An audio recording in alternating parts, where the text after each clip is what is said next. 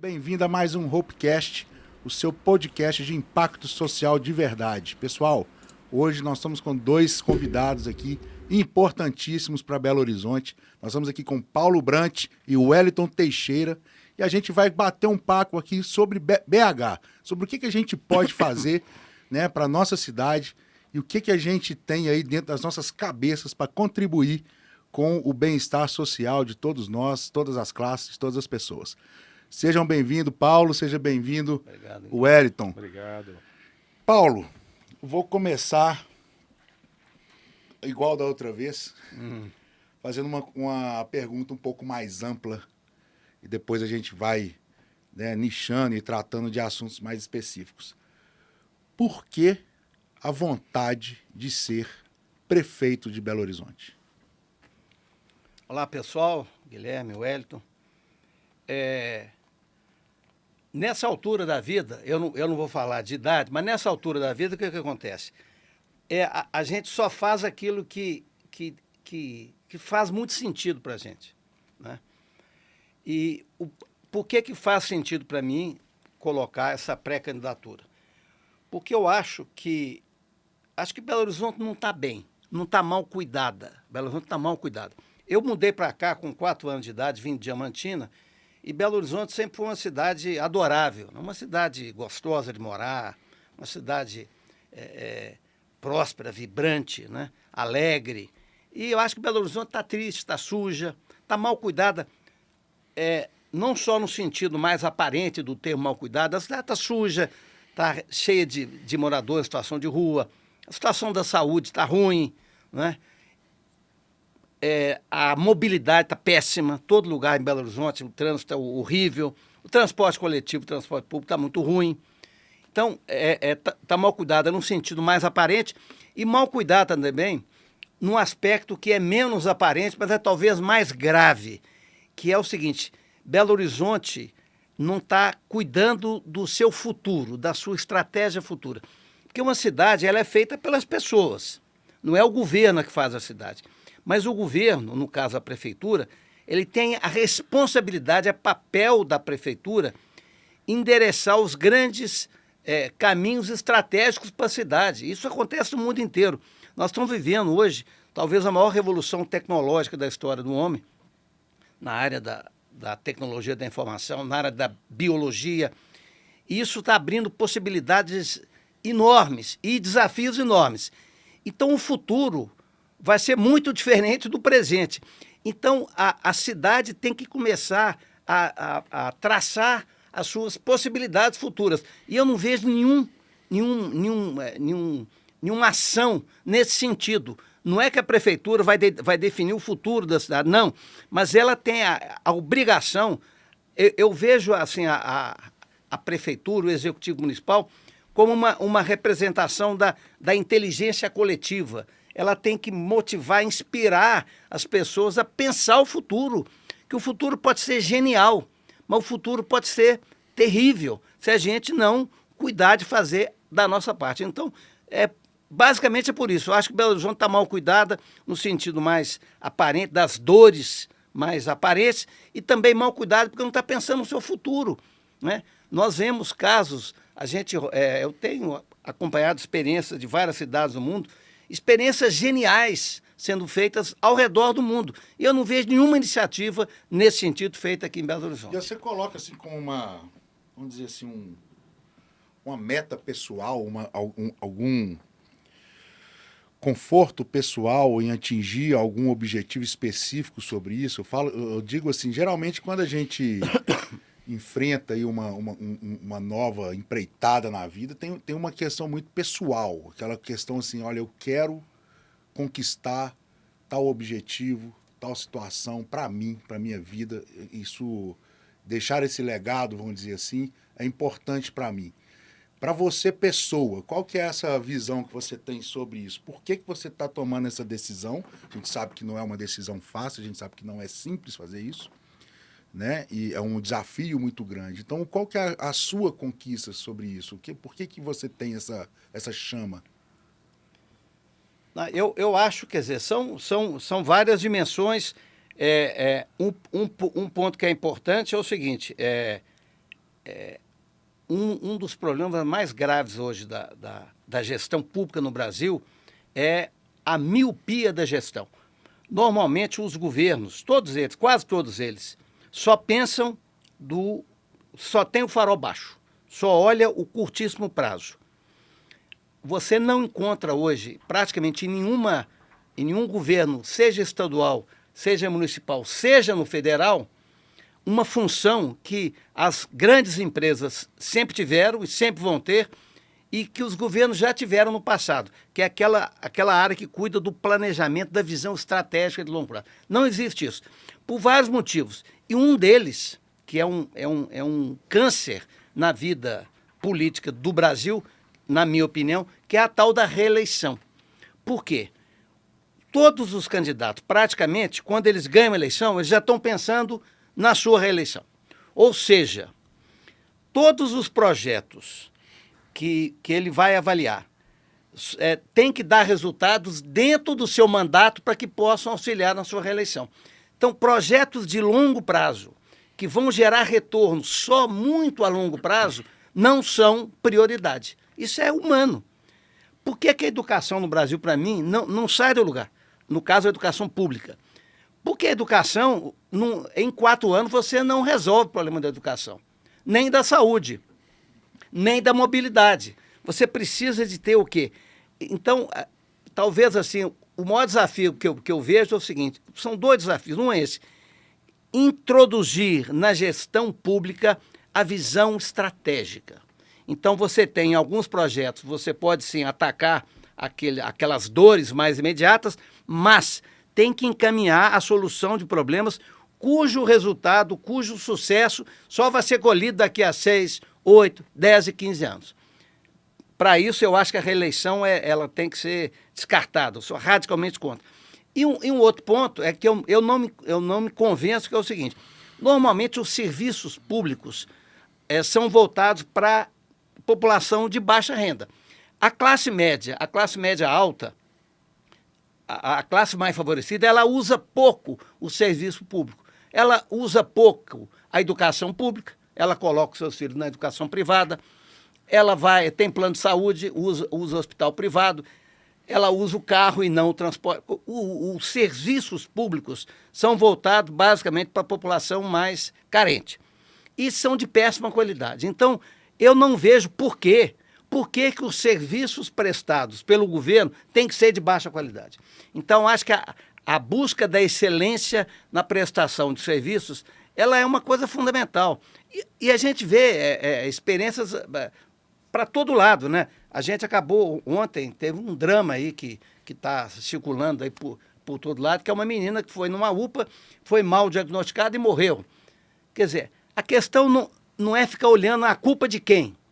Por que isso acontece? Quer dizer, isso é um absurdo geral. Quer dizer, uma pessoa foi morta por uma incapacidade. O sistema não consegue atender. Então, o serviço público nosso é de baixíssima qualidade. Se a gente quer melhorar a nossa sociedade, nós temos que introduzir uma jornada de busca da excelência na prestação de serviço público.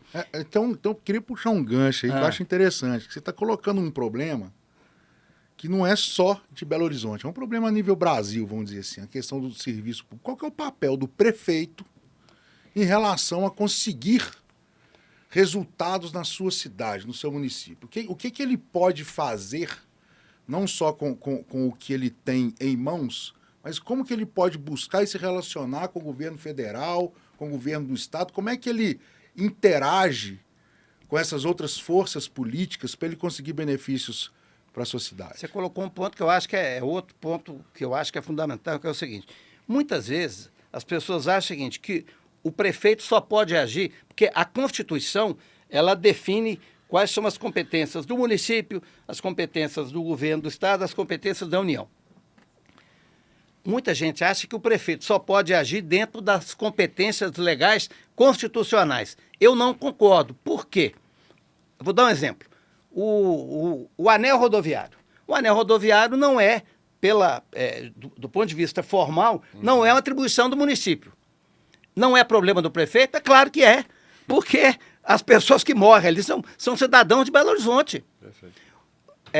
o problema do Rodoanel, praticamente todos os problemas que atingem Belo Horizonte, o problema da mobilidade em Belo Horizonte, ele é metropolitano, porque o cidadão, as pessoas moram em Nova Lima, trabalham em Belo Horizonte, moram em Contagem, há um fluxo dentro da região metropolitana que o prefeito poderia dizer, não, isso não é minha competência, o prefeito, às vezes, ele pode fazer sozinho, às vezes ele precisa de mandar para a Câmara, para construir com a Câmara um projeto. Às vezes ele tem que ter capacidade de ir no governador, reclamar, e se for o caso, gritar, tem que ir nos prefeitos da região metropolitana e construir acordos. E o prefeito, além de ser um gestor, ele é um agente político.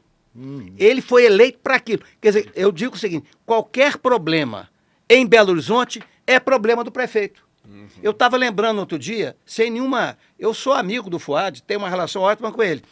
Há 15 dias atrás, teve um episódio de ameaça, que ameaçava, e eu sei porque eu conheci o projeto da Orquestra Filarmônica, que ameaçava a existência da Filarmônica, que é um dos projetos geniais que Belo Horizonte tem. É das poucas coisas que Belo Horizonte tem que é padrão mundial.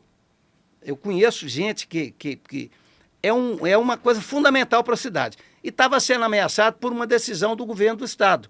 E na minha fala lá, quando eu estava me solidarizando, dizia o seguinte, o prefeito de Belo Horizonte, apesar de ser uma decisão do governo do Estado, ele não pode se omitir. Quer dizer, esse acordo que está sendo assinado pela FIENG e pelo governo ameaça um dos projetos culturais mais importantes de Belo Horizonte. Não é problema do prefeito? É. Então, em síntese, eu acho que a cadeira do prefeito ela não pode se circunscrever a apenas aquilo que está escrito na Constituição. Porque senão eu já falar, isso eu não posso fazer. Por exemplo, essas questões metropolitanas, mobilidade, saúde, são todas questões da metrópole. E aí o seguinte, o prefeito de Belo Horizonte sozinho não pode fazer, nem o prefeito de Nova Lima. Então entra naquela coisa, aquela expressão lá da peteca, né? É o deixa que eu deixo. Eu deixo para você porque eu não posso fazer e você deixa para mim porque você não pode fazer. Então, ninguém faz. Esse exemplo do anel rodoviário que ficou aí, isso tem 30 anos que é isso. Não é, quer dizer, o governo do estado fala que não é dele porque a obra é a rodovia é federal. O prefeito fala que não pode e a União deixa para lá e fica assim.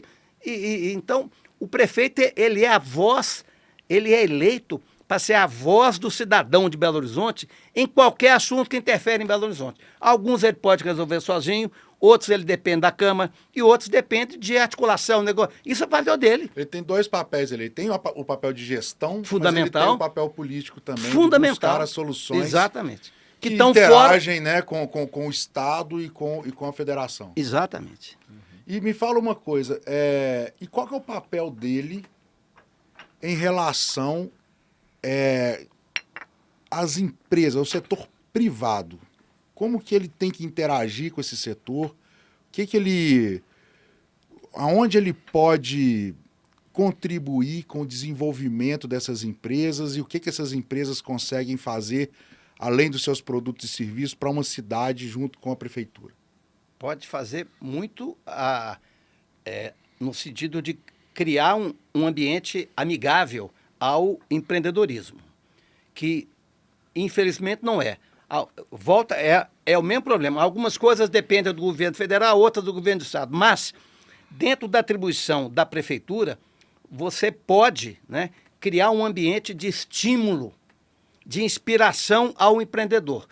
A Belo Horizonte, reconhecidamente, o ecossistema de Belo Horizonte, ele é fantástico do ponto de vista de qualidade de recursos humanos, de ensino. Nós temos a melhor Universidade Federal do Brasil, temos a PUC, tem outras universidades privadas muito boas, temos o melhor ensino privado do Brasil na área do ensino médio e do ensino fundamental, reconhecidamente.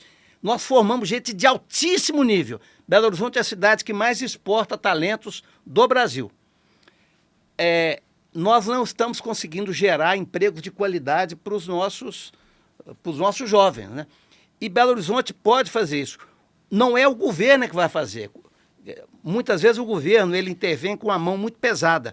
Ele tem que entrar com a mão leve, estimulando abrir os caminhos. Abrir os caminhos e e tratar o empreendedor, né, não só com respeito, mas com reverência, porque quem vai gerar emprego é o setor privado, não é o setor público, né? E nós estamos vivendo uma época, né, e aí tem um pouco a ver até com o trabalho seus da Hope, né? Nós estamos vivendo uma época que essa revolução tecnológica que a gente está vivendo é uma coisa apaixonante, de possibilidade, né? Hoje o ser humano tem a possibilidade de longevidade, de ter uma vida muito mais confortável, de ter contato, de ter comunicação. Quer dizer, essas tecnologias são geniais. Agora, elas colocam alguns desafios. E um deles é a questão da empregabilidade. Porque essas tecnologias elas são rigorosas no sentido de exigir qualificação. Então, essa boa parte da mão de obra que a gente tem hoje em Belo Horizonte e no Brasil em geral, ela não está preparada para cumprir os requisitos que as tecnologias demandam. E aí tem a ver com a nossa educação, que é um problema secular, né? A nossa educação continua muito ruim, educação pública, e o Estado tem tem um papel no sentido de trazer essa juventude, né, para poder ficar à altura dessas tecnologias. Porque essas tecnologias elas podem ser muito excludentes, elas podem ser muito inclusivas, mas podem ser muito excludentes. E aí o papel dos governos, e aí é como minha mãe dizia, não é força, menina, é jeito. É jeito, é com inteligência, com cuidado. A interação dos governos com as empresas normalmente é muito bruta. Os empresários não querem subsídio, não quer isso não. O empresário quer o quê? Segurança jurídica e um ambiente amigável, né? Próspero, né? Próspero. Eu queria escutar um pouco a visão do Wellington. Acho que porque a gente tem o setor público, tem o setor privado, a gente tem as instituições que criam essas interações. Qual que é a visão do setor privado em relação a essa interatividade como a prefeitura, por exemplo? Boa pergunta, Guilherme. Show de bola. E o que o Paulo falou tem tudo a ver com isso que eu vou... Porque eu represento... Sou de TI, né? Sou de tecnologia, fui uma das primeiras turmas oriundo da Federal, da UFMG. Né? Departamento de Ciência da Computação. Da terceira turma. E desde então, empresário e fui presidente do Sindicato Mineiro de Tecnologia da Informação, Funsoft, que é uma das fundações que mais gerou startups aqui na região. Tive esse prazer de conviver com um time fantástico, mineiro, como você diz, que muita gente boa mesmo, né? Empresas que hoje já estão no mundo, que nasceram com a gente. E nessa trajetória, a sua pergunta lá, né? O que pode ser feito, né? E o que a gente sempre buscou. Existe uma tríade que é fundamental quando se busca tecnologia e que hoje é o passo para o futuro. Tudo está imiscuído de tecnologia. E a tecnologia é muito amplo hoje, né? Então, essa tríade é poder público, privado e escola. Eles têm que estar juntos. Quando você consegue colocar essas três peças juntas, você tem um polo tecnológico. Nós já tentamos aqui, vou te falar que isso tem um bom tempo. O próprio BHTech, ele originou a ideia dele dentro da Funsoft, quando eu era presidente, a gente desenhou o projeto, mas a ideia era muito maior, Paulo, muito maior, muito mais na sua visão de união, né? E não é um prédio para você colocar a empresa. Prédio tem em todo lugar. Não é isso. Asset tem em todo lugar. Não é o prédio, é o espírito. É a alma. Qual que é a alma? A alma é a união. Quando a gente também...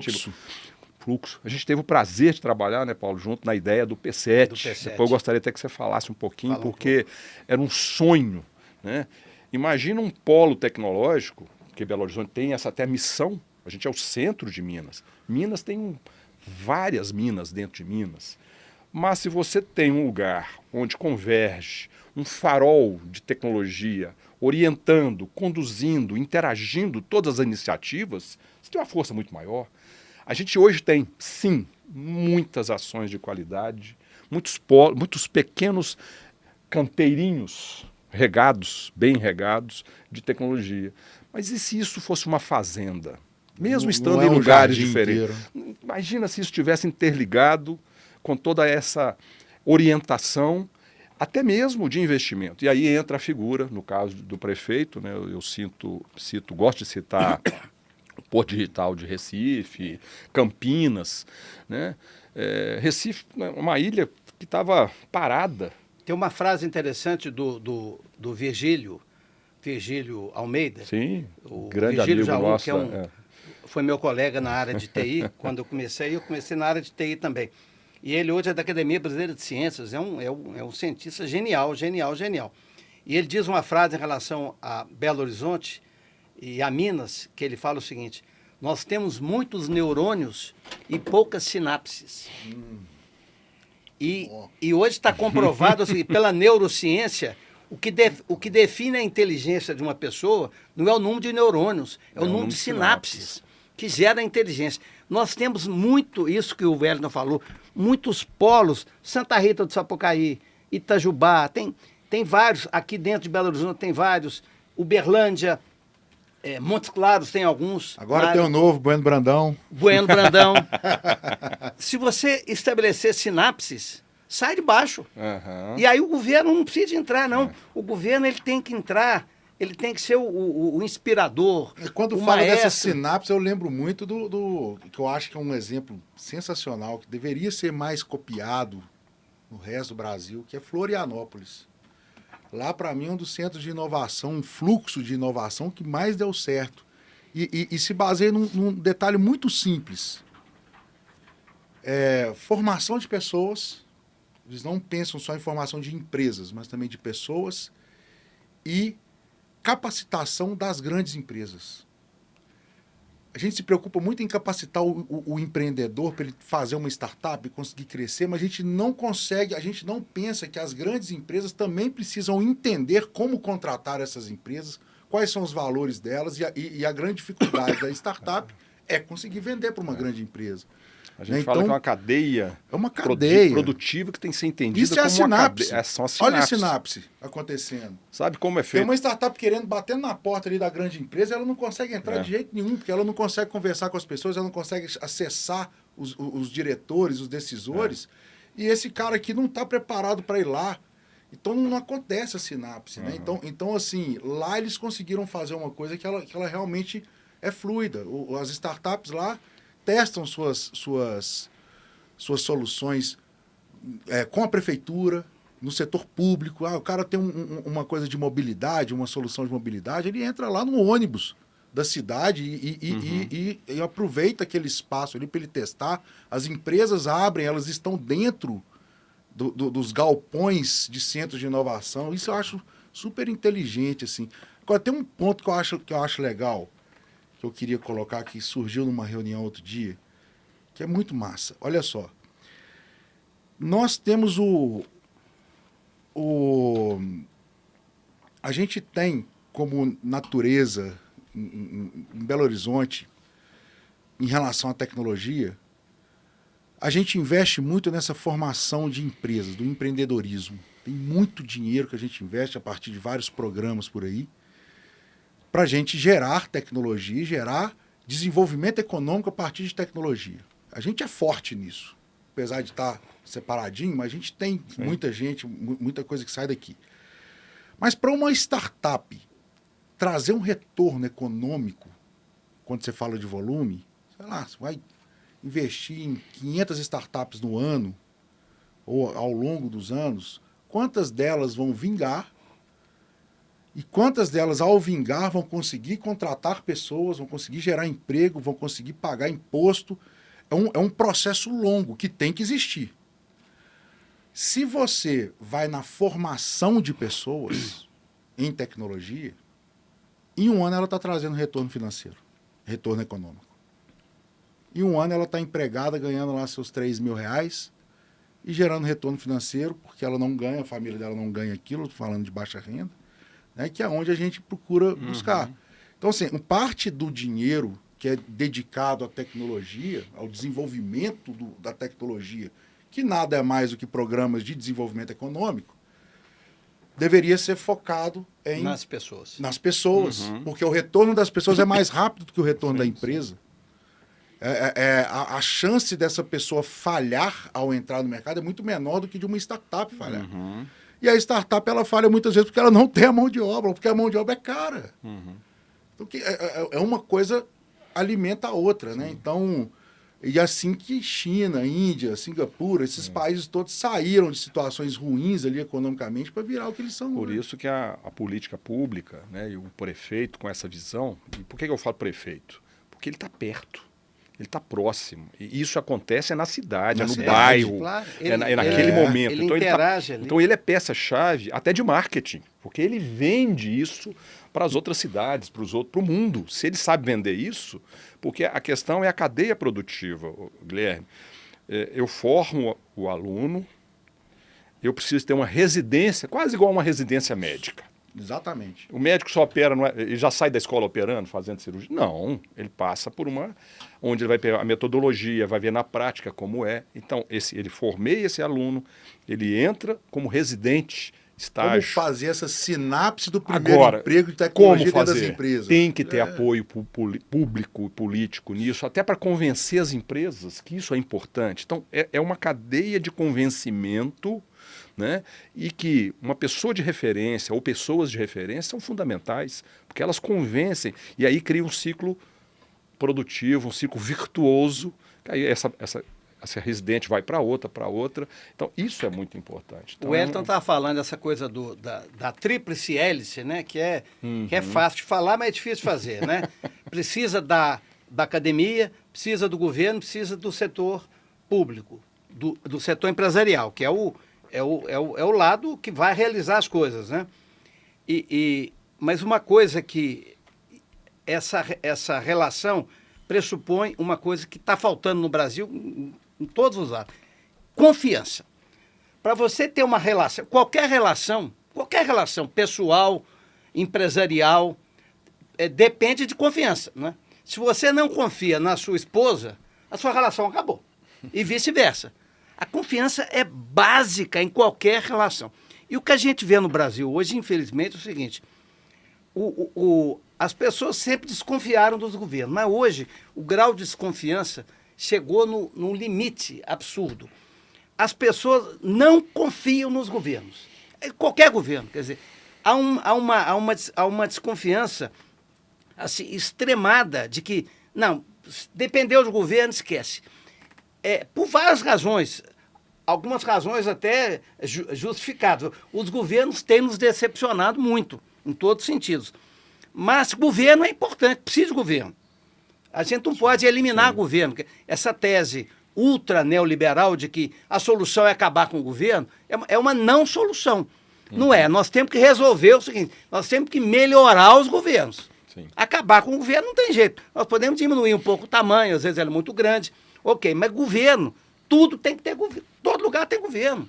Vou citar uma fala aqui do meu irmão. Meu irmão fala uma coisa que eu acho muito engraçada, que pega um pouco o que o Wellington falou, que é o seguinte: olha, essa discussão toda que fica aí, essas polarizações sobre presidente no âmbito nacional, federal, isso é uma bobagem. O síndico do seu prédio interfere muito mais na sua vida do que o presidente do Brasil.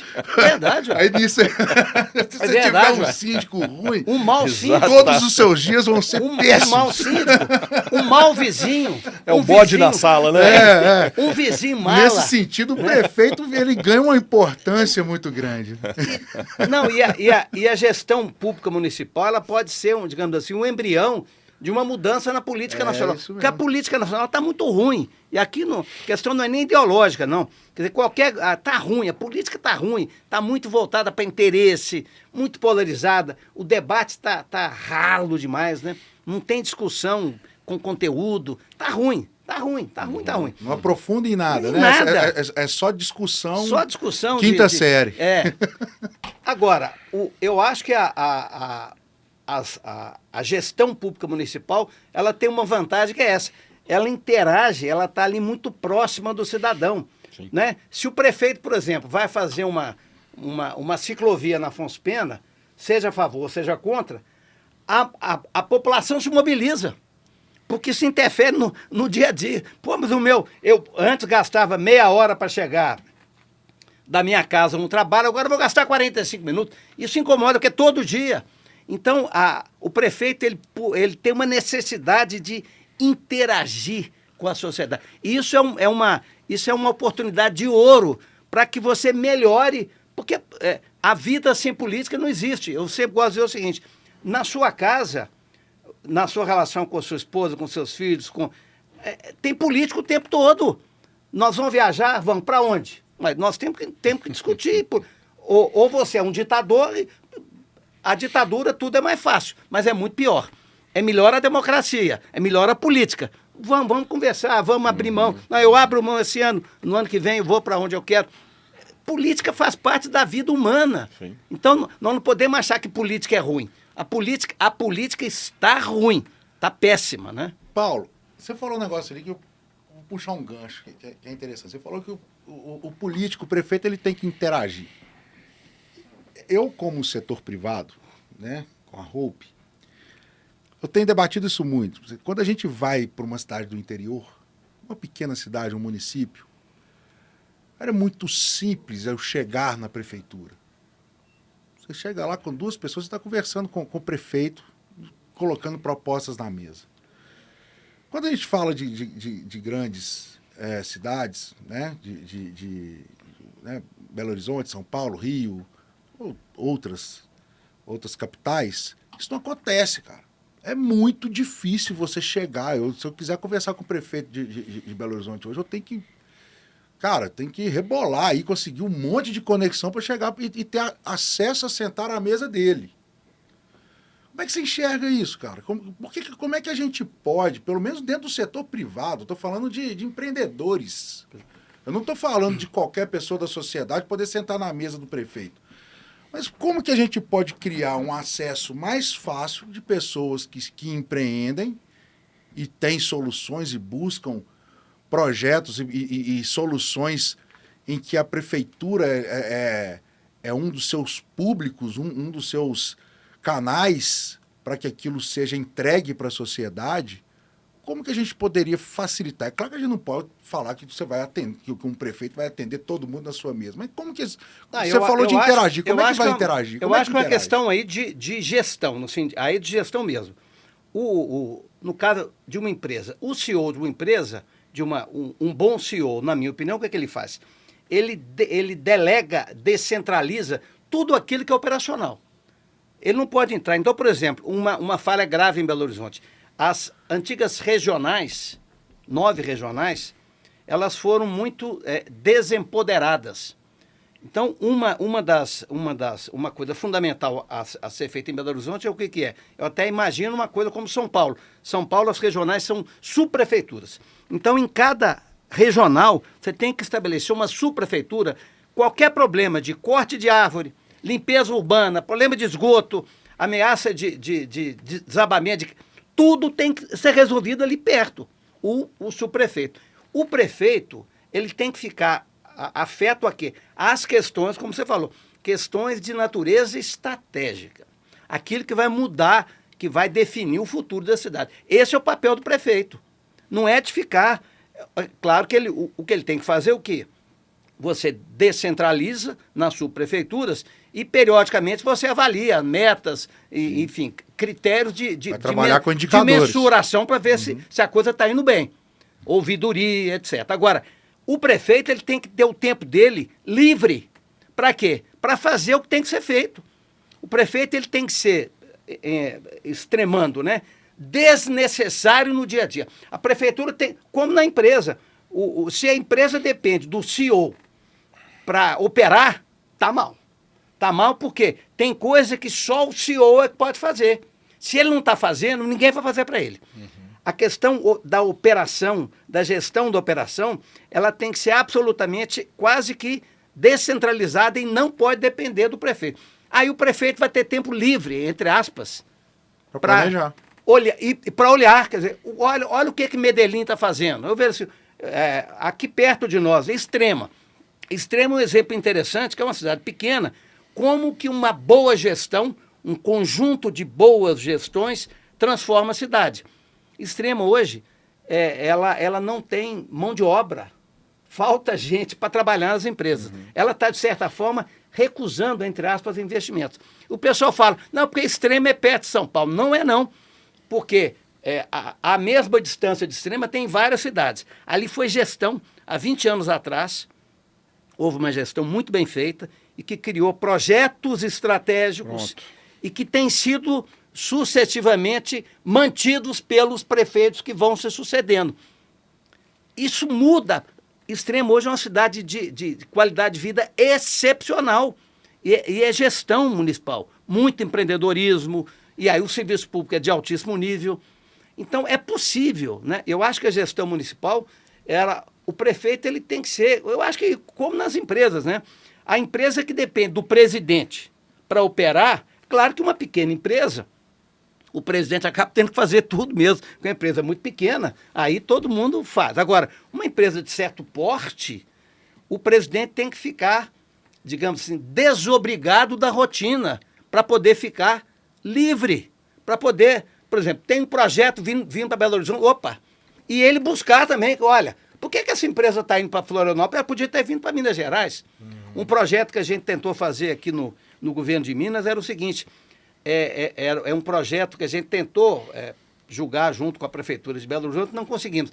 É de atração de headquarters de grandes empresas. Porque hoje o que acontece? Na cadeia de valor das empresas, o maior valor das indústrias não está na manufatura, na produção. Está na área de marketing, na área financeira, nas áreas estratégicas, na área comercial. E esse pessoal está onde? Na sede da empresa. Então, Minas Gerais tem muita planta de muita empresa cuja sede está em São Paulo. Então, se a gente consegue trazer a sede para cá, e Belo Horizonte tem tudo para ser sede, por quê? Super bem localizada. Nós estamos a 1 hora de voo de 80% do PIB do Brasil. Tem gente qualificada. A cidade é bacana, é bonita. A cidade tem vida cultural, tem bons restaurantes, a qualidade de vida é boa. Por que as sedes das empresas ficam em São Paulo, que o trânsito é pior, não é? Wellington, você vai saber responder isso. A minha impressão é que a gente tem perdido sedes. Tô certo? Total. A gente tinha mais sedes. Sim. Por que isso está acontecendo? Primeiro, só complementando, o Paulo falou, centros de pesquisa. Por que os centros de pesquisa não vêm para cá? Uma das grandes vantagens de todos os polos tecnológicos, Vale do Silício, Israel, Londres, o que eles fizeram primeiro? Traz o centro de pesquisa das empresas para cá. Onde tem um centro de pesquisa, você tem as cabeças. Onde tem as cabeças, troca experiência. Troca experiência, cria produto e inovação. Não tem erro. E 2 mais 2 dá 5. Vai gerando... 2 mais 2 dá 5. É um negócio magnífico. A gente vê isso acontecendo assim, borbulhando. Esse é o segredo. É o giro dessa coisa. Então, agora, por que sai daqui? Né?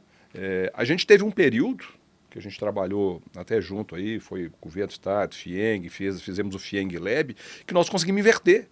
Trouxemos para Nova Lima várias empresas de fora, que queriam ficar perto do burburinho tecnológico e de marketing e de visibilidade que a gente criou. Agora, se você não cria esse ambiente produtivo, se você não dá adubo para a plantinha, que a gente falou aqui do canteirinho, o cara vai procurar adubo em outro lugar. E esse adubo é o quê? Né? Esse tratamento é o quê? Não é só imposto, nem é imposto. Não, a gente até na época a gente discutiu, não foi nem redução, foi diferimento. Vamos fazer o diferimento do ISS, que é uma coisa tranquila de se fazer, já melhoraria demais. Mas isso não teve ressonância. Você vê uma área, aí o cara vai procurar no Espírito Santo, que o cara lá você acolheu. vê um setor, por exemplo, então a gente tem que ter esse momento aqui. Você fala mais no sentido assim, de um ambiente fértil na troca de inteligências. Seria uma coisa mais nessa Também, linha? eu vou usar a sua própria pergunta. Você fez uma pergunta. Como eu falo com o prefeito? O que você está falando aí são de caminhos. Então, o empresário, ele precisa saber que caminhos eu tenho. Sim. Então, quando o Paulo fala que ele tem que criar um projeto que perpassa o governo, esse é o segredo. E como é que você cria um projeto que perpassa 1, 2? Não é só porque deu sorte que vieram bons, não. Porque você criou um projeto tão bem estruturado, tão bem amarrado na iniciativa privada, nas instituições locais, no governo, que alguém que chega, mesmo que ele tenha outra ideia, ele não consegue desmantelar aquilo. Fluxos, processos. E você encadeando isso, o sucesso ele é garantido lá na frente, independentemente, às vezes, até de quem vem.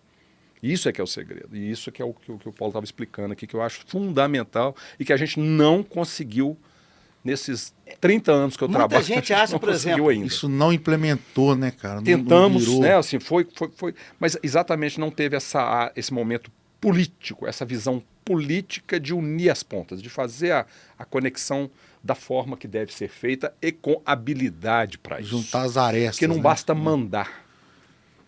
Tem que ter habilidade política para isso. O setor público ele tem um viés. Normalmente ele gosta de mandar. Ele gosta de ser dono. Muitas vezes o papel do governo é importante, mas ele tem que ser coadjuvante. E os governos, normalmente, têm muita dificuldade em serem coadjuvantes. Nessa área de startup, então, eu conversava muitas vezes com o pessoal lá do São Pedro Vale, e ele fala, não bota o governo aqui, não. O governo atrapalha, porque quando você põe governo, o governo vai colocar 10 milhões para fazer um... Não quero, porque se o governo entrar, ele vai querer mandar. E aí atrapalha. Porque o segredo da startup, o que é? É a fluidez, é a criatividade, é a inovação, é a leveza. Entra governo, atrapalha. Então, os governos... Ingessa, né? Ingessa. Uma coisa que é metamorfóbica. O governo tem que aprender a participar como coadjuvante.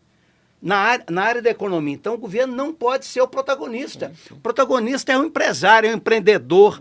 O governo, o governo é importante, super importante. Ele pode estimular. Por exemplo, nós temos aqui em Belo Horizonte, só a título de exemplo, né? É um setor que é meio, aqui em Minas, está um pouco assim, demonizado, que é o setor da mineração. Mas a mineração é um setor fundamental, desde que seja feita com respeito ao meio ambiente, respeito à segurança. Belo Horizonte está virando naturalmente, sem nenhum papel de governo, um polo de centro de pesquisa na área da mineração. As grandes mineradoras mundiais que estão no Brasil estão escolhendo Belo Horizonte. Se o governo der um empurrãozinho, Belo Horizonte vai ser o grande polo gerador de tecnologia mineral do Brasil e talvez do mundo. Eu queria puxar um gancho. É um empurrãozinho, é uma ajuda. O governo não vai ser dono, não tem que botar dinheiro. Muitas vezes, os empresários precisam de aconchego. É aconchego, é confiança, não é dinheiro, não é subsídio, não. É aconchego. Fala, não, ali eu sou uma empresa séria, né? Quero empreender, eu sei que o governo é meu amigo. O governo tem que dizer o seguinte, empreendedor sério, que respeita a lei, que respeita as comunidades, que respeita o meio ambiente, esse empreendedor, eu vou estender um tapete vermelho para ele. Sim. Venha para Belo Horizonte. Aqui, empreendedor desse nível, nós vamos bater palma e vamos receber. Empresário precisa disso. Eu conheço vários pequenos empreendedores que sofrem demais na mão da burocracia. E muitas vezes não é por mal, não. Não é culpa do servidor público lá que exige uma coisa, depois exige outra, depois exige outra. É o sistema. O sistema não é feito para... E aí tem uma coisa da confiança. De uma forma geral, o governo, da mesma forma que a sociedade desconfia do governo, os governos desconfiam do empresário. Em princípio, o Wellington tem a empresa. Bom, esse camarada ele é um sonegador em potencial, ele é um poluidor em potencial, então tem que fiscalizar, tem que controlar. Por que você não inverte a mão e falou o seguinte, eu confio nesse camarada, confio. Se ele declarou, declaro isso, aceito. Você declarou? Declaro, assinou, eu aceito. Agora, se mentiu, se fez coisa errada, aí você pune. Mas a relação de confiança, ela tem que vir... Eu acho que o governo tem que dar o primeiro passo. Ele tem que dizer o seguinte, olha, eu confio nos empreendedores. Em princípio, todos são... Parte do princípio que a gente deve Agora, se acreditar. Fizer coisa errada, aí sim, será punido.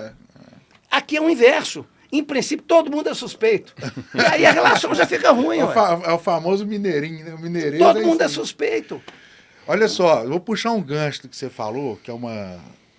Não é só uma ideia, não. Eu já considero que a gente já está fazendo isso, de alguma forma.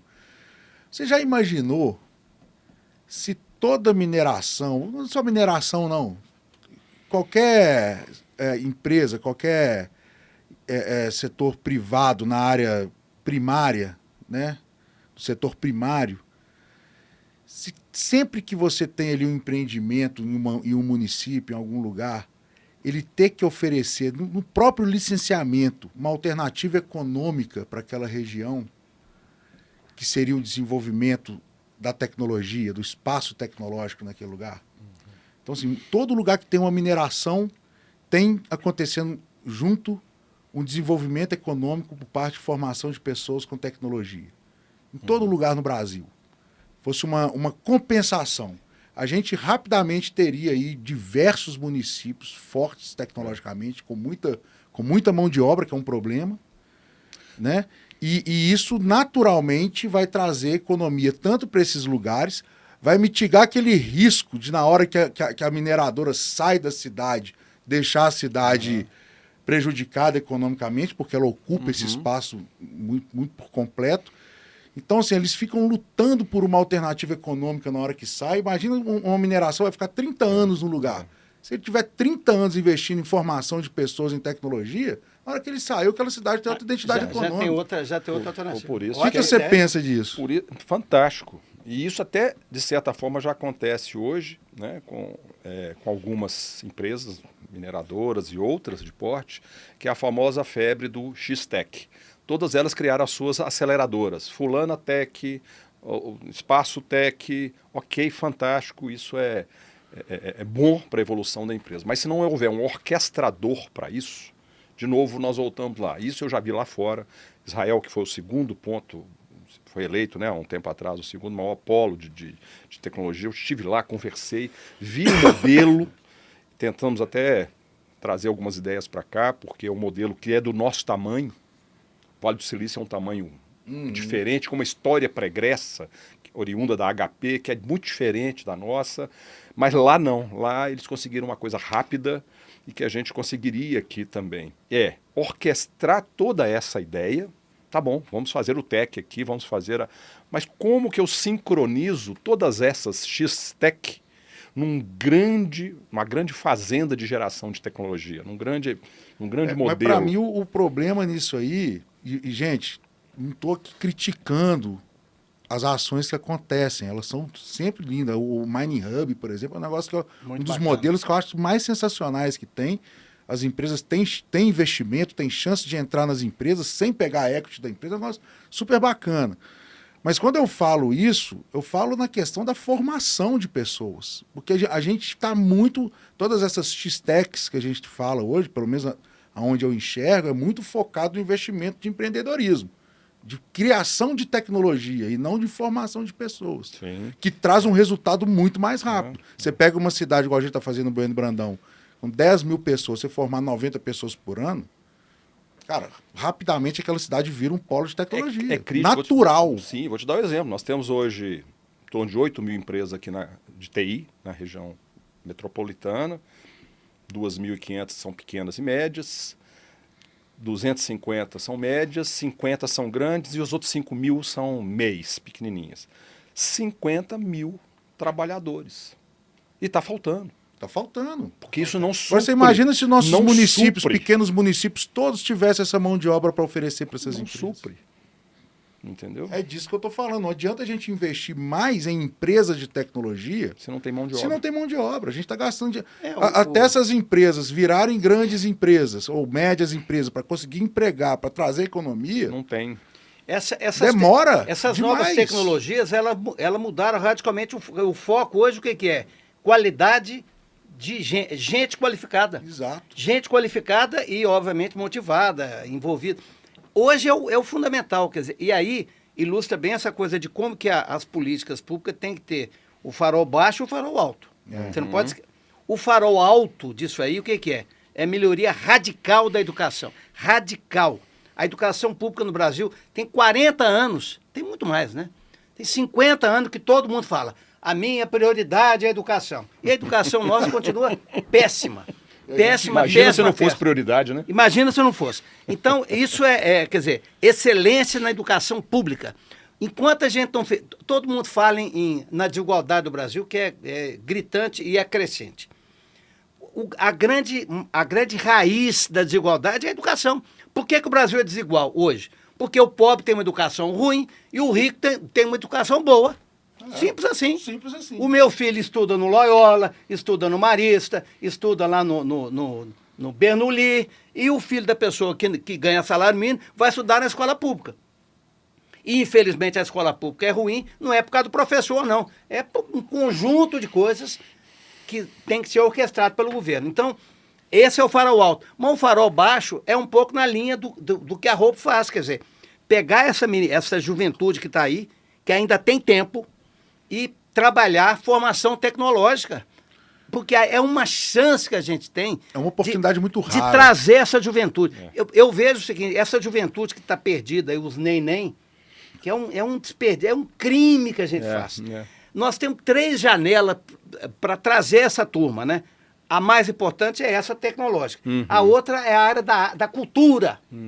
E a outra é a área dos esportes. Quer dizer, são 3 janelas, né? Você falou uma coisa antes aqui da nossa conversa, da questão de como fazer com que a fisioterapia das crianças seja prazerosa. Ela faz a fisioterapia tendo prazer.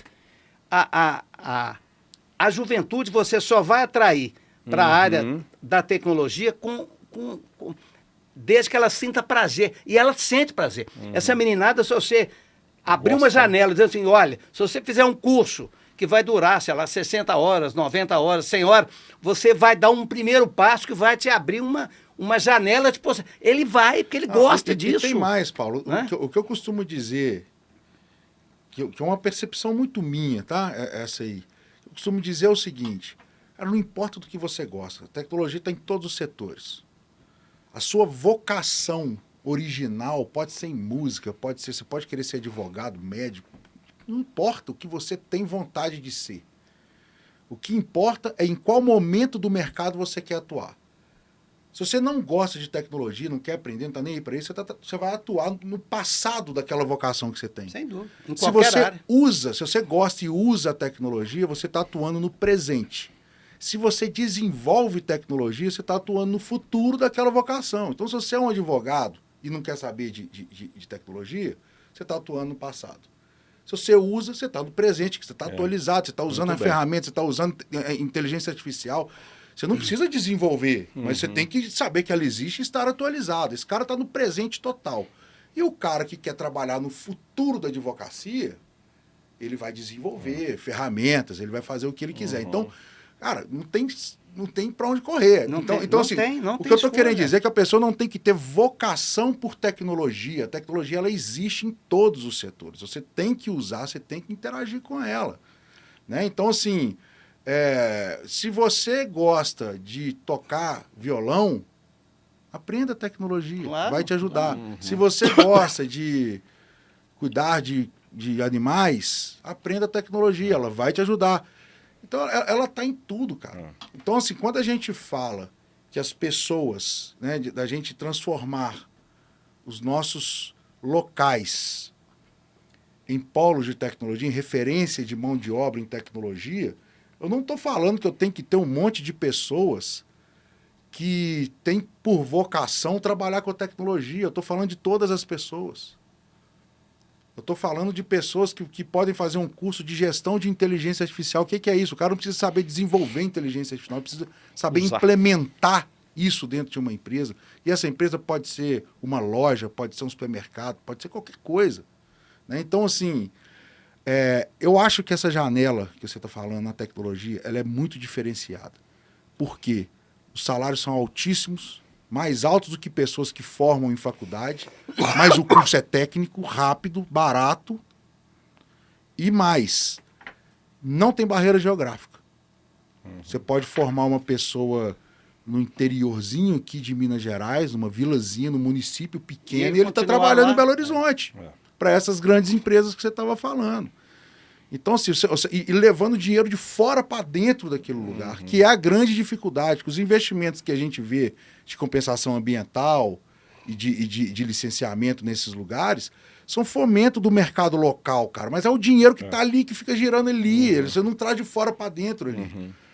Quando você coloca um cara de home office, de 20 anos de idade, 18 anos de idade, trabalhando para São Paulo, trazendo dinheiro de São Paulo para dentro de uma vila, isso faz a diferença, né? Sabe quanto o último bolsista que a Hope empregou, sabe qual que é o crescimento da renda familiar dele? 350% no primeiro ano. Na hora que o cara foi empregado, foi 350% de crescimento. Isso, se a gente consegue, igual a gente estava falando aquele dia, escalar, não precisa ser em massa.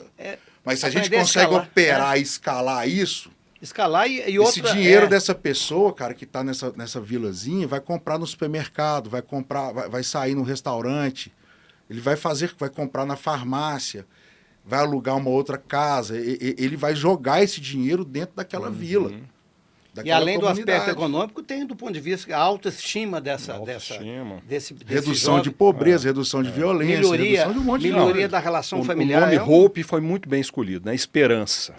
A gente, na área tecnológica, a gente tem um termo para educação que é muito legal, né? Que chama embarque tecnológico, para essas pessoas que você pega nesse momento que a Hope pega e leva para um novo momento. É como se ela estivesse passando com um carro, com um veículo, a jato, e embarca aí que eu estou te levando para um futuro que está ali, ó. Então, esse embarque tecnológico que a Hope faz, né, isso é o caminho genial, e por isso que a gente tem que trabalhar na orquestração desse ecossistema, para que ele não pare no caminho, porque, tá certo, ele multiplique. Então, as empresas grandes têm que entrar nisso, sim. O poder público tem que estar junto com isso, sim. É a tríade que você falou. Aí a escola tem que estar também contribuindo, porque hoje o conhecimento, como dizia Leonardo da Vinci, né, que eu acho muito legal, e ele era assim, né, todas as ciências convergem para o mesmo ponto. Claro. Ele era anatomista, pintor. Então hoje a tecnologia, como você mesmo disse, Guilherme, ela está em tudo. Então você tem que ser eclético, você tem que aprender um pouquinho de tudo. E essa capacidade é o dia a dia nas empresas, coloca o menino lá, deixa ele seguir os steps, os passos que ele tem que seguir. A tecnologia, ela permeia tudo. Mas é Hope mesmo. E o setor público, os governos têm que aprender, eles têm que entender o seguinte, o papel deles é ser o maestro e não tocar. O governo gosta de tocar, ele gosta de pegar, o maestro não pode pegar o violino e tocar. Ele tem que reger. Ele tem que se inspirar, né? Esse é o papel deles, né? E você tem coisas que acontecem, por exemplo, aqui é só um exemplo, né? Belo Horizonte ocorrem coisas geniais que os governos nem sabem. Outro dia eu estava conversando com alguém de alto escalão, não vou falar o nome porque enfim, não é o caso. E eu falei de uma experiência que tem em Belo Horizonte, que não teve nada a ver com o governo, que já tem 10 anos que está aqui, que é uma escola de negócios francesa, chama Esquemar, não sei se vocês conhecem. Já ouvi falar. Que é uma escola genial, que tem, os meninos, vêm 500 jovens da França vêm para cá todo ano, ficam um ano aqui, e brasileiros fazem aqui, vão para a China, vão para a França, é um intercâmbio de conhecimento na área de gestão. Eu já ouvi falar disso em Portugal. Que está aqui, Belo Horizonte, ali encravado na Savassi. Tem 500 jovens franceses conhecendo Belo Horizonte. Você encontra com eles nos botecos, tomando... Eles fazem Isso tem um impacto de sinapses. É sensacional. Né? Sinapses. Aquela coisa que você fala da serendipicidade, que é uma palavra muito feia, mas ela é muito bonita. O que é? São os encontros casuais. Os elétrons livres que se encontram. Isso gera conhecimento, isso para Belo Horizonte, o impacto cultural disso, trazer uma das melhores escolas de negócio da Europa e da China para dentro de Belo Horizonte e os meninos ficarem circulando. Sim. Isso é genial. Mas a sensação que eu tenho é essa. Assim, por exemplo, agora a gente percebeu um gap que a gente já implementou na nossa operação. O que adianta a gente formar 90 pessoas em Bueno Brandão e não capacitar os servidores públicos, a prefeitura, as empresas, de como aproveitar disso. Nossa, isso aí você tocou num ponto hoje que eu... O que adianta trazer essa escola se a gente não tem ecossistema para abraçá-los e fazer eles interagirem com as nossas empresas, com os nossos negócios? Talvez isso que esteja faltando. Sei, porque eu estou sabendo desse assunto agora. Você tocou num ponto que é fundamental, que eu falei aqui na busca da excelência da prestação de serviço público. Isso passa por tecnologia, claro, na telemedicina, na área da educação, tudo, mas passa pelo servidor. Não tem como você administrar uma empresa, você pode ter ganho de produtividade, mas no fundo você vai precisar ter gente lá. O servidor público tem que ser qualificado, muito qualificado, quer dizer, sem o servidor público, a tecnologia é fundamental, é o hardware, mas o software é o servidor público que tem que ser capacitado para isso, porque se ele não... E aí é o seguinte, a melhoria da radical no serviço público em Belo Horizonte, no Brasil, passa por uma requalificação do servidor. Ele tem que ser requalificado para esse novo mundo. O que acontece é o seguinte, Paulo. Uma startup, o que ela está fazendo? Ela está criando um produto que não existe. Ela é a mesma coisa dentro do mercado de um jovem que acabou de formar e não tem experiência. Esse cara vai ter que ser testado ali dentro, ele vai ter que ser evoluído dentro da empresa. Vai errar. Um produto digital inovador, ele vai passar por esse mesmo processo. Ele não vai chegar pronto na empresa, no mercado. Ele vai ter que ser tratado ali dentro do mercado.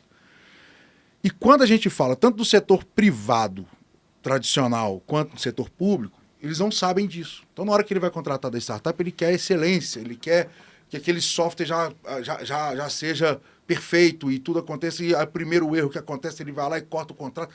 Então, é isso. Quando eu falo de capacitação do setor público e do privado para entender o que é você contratar tecnologia, o que é você contribuir com o desenvolvimento de tecnologia, você precisa abrir suas portas, beba água limpa, desenvolva junto. As pessoas não sabem o que é isso. Na hora que você chega com um produto, ele quer que ele esteja perfeito, que você já esteja faturando, que você já tenha um monte de cases e tal. Cara, eu preciso iniciar. Sabe o que a gente... Onde estão as portas para você iniciar, maturar o seu MVP, ali, seu produto, para ele poder... Isso aí eu acho que passa por uma mudança cultural na área do setor público, mas vai demandar também mudanças legais, porque o processo de contratação do setor público é coisa da idade da pedra. É da idade da pedra, quer dizer, mesmo o servidor público inteligente, qualificado, bem intencionado, que entende essa cultura e quer contratar, ele vai ter uma dificuldade enorme. E muitas vezes, se ele fizer isso, ele vai ser depois... monte de documento que ele precisa colocar lá. No Tribunal de Contas e vai questionar o camarada. Então, tem que tirar essa coisa. É uma questão cultural e legal. Mas essa mesma lei permite comprar X% de pequenas e médias empresas. Então, você pode... A gente teve um programa na Funsoft, há um tempo atrás, chamava MPS-BR, que era um programa de formação de metodologia de desenvolvimento de software. Só que uma parte dele, como ele é internacional, ele tinha a parte de compras. Então a gente pegou esse projeto e fizemos um projeto de treinamento das áreas de compra das empresas. Isso. Como que você compra tecnologia. Exatamente. E incluímos esse projeto. Certificamos Prodabel, certificamos grandes empresas. O comprador, porque o comprador também não sabia como que comprava tecnologia. O que é startup? Você tem que explicar para ele o que é tecnologia do tipo A, B e C, o que é use case, o que é ponto de função, Então você tem que explicar para ele como que compra e dar as opções. Olha, você tem X% que você pode tentar, por que você não coloca aqui uma startup para esse tipo de projeto? Aqui é legal. Aqui não, aqui você vai ter que buscar isso aqui. Essa certificação dá, inclusive, a tranquilidade para o comprador, porque isso também é uma grande preocupação, né? Ele pode estar, não, eu estou fazendo uma coisa certa ou não, ao abrir concorrência para essa startup. Ele tem que ter certeza que sim, mas a gente tem que dar metodologia para ele. Então foi um programa que deu muito certo, a gente certificou muitos compradores, mas isso tem que ser contínuo. Isso não pode ser, como disse o Paulo, isso não pode ser numa gestão. Não pode ser um projeto. Não pode tem ser um início, projeto meio e fim. de 4 anos. Isso tem que ser eterno. Isso é uma jornada. Uma jornada. Uma jornada. No fundo é isso, quer dizer, não é um projeto que começa esse ano e acaba. Se você pensar assim, aí você não faz. Não tem jeito. Não sai do lugar, ué. Eu penso assim, quando a gente fala dessa questão da formação do setor público e do privado, apesar de já ter anos e anos que existem, né, esses centros de inovação acontecendo e tal, e ainda estamos falando sobre esse entendimento do que vem muito aqui ao encontro daquilo que você falou. Quando o setor público entra, engessa demais. Porque você tem a sensação que se eu implementar esse negócio aqui e não vingar e der um problema e eu gastei com isso, eu vou ser... eu não posso errar. Então, assim, precisa... Na tecnologia, você tem que ter dinheiro para torrar, cara. Não tem jeito. Esse é um problema cultural e legal do setor público, né? Porque deixa eu só colocar um ponto rapidinho, que nós já chegamos no tempo. No limite. Chegar aqui, 5 minutinhos, vamos fazer um fechamento geral cada um, pra gente fechar, coisa de 3 minutos para cada um, pra gente... Tá. Já me avisaram 2 vezes aqui. Você tocou num ponto que é o seguinte, nesse mundo da inovação, da criatividade, da tecnologia, nesse mundo que a gente vive, tem uma coisa que é fundamental, o erro. As pessoas podem e devem errar. Eu trabalhei muito tempo Elas vão errar. O negócio é se isso está planejado ou não. Você não pode punir o erro. Eu trabalhei numa empresa japonesa durante 10 anos. E eles têm um conceito de erro genial, o japonês, que é o seguinte. O erro nós admitimos o erro. Ou seja, os nossos funcionários não precisam ter medo de errar. Mas ele diz o seguinte, mas cometam erros inéditos. Não repita o mesmo erro. Porque essa cultura do não errar, essa cultura da eficiência, ela engessa, inibe e paralisa. Porque é igual, por exemplo, fazendo uma metáfora com o futebol, né? O Tostão, que foi um grande jogador de futebol, genial, e era um grande comentarista, né? Jogou no Cruzeiro, ele é muito crítico desses scouts, que diz o seguinte, o Wellington joga lá no meio de campo, ele deu 43 passes e acertou todos. Já o Guilherme deu 43 passes e errou 15. Errou 15, mas 3 passes que ele deu, botou o jogador na cara do gol e ele fez o gol. O Wellington pegava a bola e dava toque pro lado. Então essa coisa do erro... Perfeito. Errar, o erro é uma coisa, crime é outra. Então é o seguinte, as pessoas podem errar e devem errar. Né? Meu pai, que foi um grande sábio para mim, ele dizia 2 palavras. Ele falava o seguinte, meu filho, você tem que aprender 2 expressões que a sua vida vai ficar leve. Aprenda e pratique. Quais são as expressões? A primeira é o seguinte, eu errei. Aprenda a falar, errei. Ou Wellington, eu errei. Errei. O que eu posso fazer? Agora, espero não cometer o mesmo erro. Eu vou aprender com o erro. E a outra expressão é eu não sei. Você não precisa saber tudo. Aliás, quem sabe tudo é um ignorante. Né? Quem sabe tudo é ignorante, porque ninguém sabe nem... Então, eu errei e eu não sei. Então, essa cultura do não erro no setor público é uma tragédia. E nas empresas grandes também. Porque tem empresa grande que pune o erro. A empresa, para ter maleabilidade, flexibilidade, para estar cheirando a realidade, para inovar, ela tem que permitir aos seus funcionários que errem. Errem! Vocês podem errar. O erro não é proibido. Mas essa observação lá do japonês, eu falo, não, cometam erros inéditos. Não vai repetir o erro, não. Porque repetir o erro é burrice. Você errou, aprenda com aquele erro, e aí, Então, voltando, eu acho que é isso. Quer dizer, nós precisamos de estabelecer o seguinte, na gestão das prefeituras, mesmo dos governos, são jornadas longas. E no fundo, é uma corrida de revezamento. Você tem que dizer o seguinte, você faz a sua parte e vai entregar o bastão ali, lá na frente. Porque se você entregar para trás, aí você não chega no lugar. Então, caminhe. Né? Caminho o máximo que você puder, entregue lá na frente para o outro. Né? Eu acho que essa é um pouco a mensagem Não, que eu queria passar. Perfeito. É a mensagem da inovação, né? Fail fast, fail early. Né? Fale rápido, mas fale cedo, porque dá tempo de pivotar. Dá tempo de você corrigir. E esse é o segredo da inovação, é corrigir rápido e ajustar com o que o cliente precisa, com a tecnologia adequada. Então, isso é um tema, é um lema da inovação. Eu vou, né, só terminar citando, né, uma questão da importância de uma política, de um processo. A gente está falando aí de dinheiro. Não existe nada que não funcione sem dinheiro.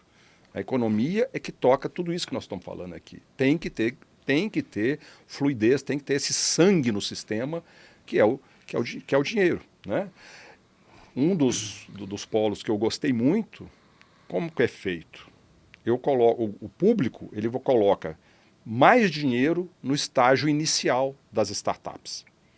Porque lá o investidor privado tem mais receio. Receio, é natural. Então ele não vai colocar o dinheiro dele numa coisa que ainda não tem. Maior. Alguns colocam, mas nem todos. Então ali o governo põe 80-20. E é dividido assim. Aí segue para a Série A. Aí o governo já tira o pé, vende a participação, ele entra 50-50. Perfeito. Série C, 10%, o resto é o privado. E, cara, isso gira e o governo não está perdendo, porque ele está girando o dinheiro da própria sociedade. Perfeito. Então, é um tipo, tem N outras formas de se conseguir fazer funcionar o Estado mais o privado, né, a tríplice hélice. Então, é fundamental ter políticas adequadas. Mas, para fechar, Paulo, fico muito feliz de ouvir uma pessoa com o seu gabarito, o Guilherme, com o inovador por natureza, sangue de startup, de inovador, e está conseguindo coisas fantásticas. Eu acho que o setor de TI vai ganhar muito com esse projeto da Hope. E, nesses mais de 30 anos, né, que eu atuo, de certa forma, no poder público, tentando levar o empresariado e vice-versa, o que eu posso dizer? Quando eu encontro no Estado, no município ou no federal, uma pessoa que consegue entender o que a gente precisa e tem a visão de unificar e de orquestrar, a gente faz coisas incríveis. Às vezes até com menos dinheiro. Mas às vezes a gente tem muito dinheiro, mas a pessoa que está do lado da prefeitura, do lado do Estado, ele não tem, até querendo, mas ele não tem essa sensibilidade, a gente bate com a murro em ponta de faca. Então eu espero que você tenha muito sucesso e que a gente tenha pessoas assim, né, com essa visão para que o setor nosso continue crescendo, como precisa crescer. Bom, pessoal, chegamos ao fim, já passamos aqui um pouco do tempo. Queria mais uma vez agradecer, né, Paulo e o Wellington por estar aqui com a gente. Nossa mesa aqui vai estar sempre aberta para todos, para vocês dois e para quem vocês quiserem trazer. Tá? O nosso objetivo aqui é debater impacto social e não tem nada mais sinérgico do que a atividade que vocês, né, prestam e levam para a sociedade com o impacto social. Né? Então, fique sempre à vontade para nos acessar, trazer a Hope, está aí aberta para vocês se apresentarem e trazer as ideias sempre que vocês precisarem. Pessoal, obrigado mais uma vez. Daqui a 30 dias, daqui a um mês, estamos de volta. Até a próxima. Obrigado.